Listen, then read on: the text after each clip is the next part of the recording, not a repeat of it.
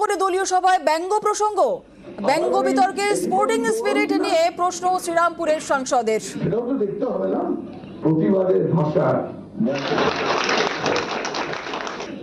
আবার উনি এদিক ওদিক দৌড়ন কিনা সেটাও তো দেখতে হবে না, প্রতিবাদের ভাষা মজা করু হয়। এটা তার অক্ষমতা, এটা অন্য কারোর অক্ষমতা নয়। যেটাকে স্পোর্টিংলি নেওয়া উচিত সেটাকে অন্যভাবে রাজনীতির জায়গায় নিয়ে যাবে। গ্রেট কার্টুনিস্ট ছিল শঙ্কর। পন্ডিত জওহরলাল নেহরু বলেছিলেন তাকে, Shankar do not spare me even, আমাকেও স্পেয়ার করো না, কিন্তু তোমার কার্টুন কিন্তু হবে।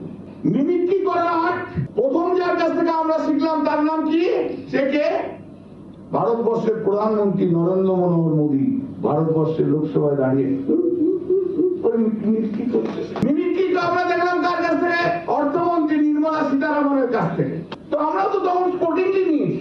All we have taken it very lightly, হিউমারাসলি। কিন্তু একজন যদি হিউমার না বুঝে কাঁদতে আরম্ভ করে, আমার তো কিছু করার নেই।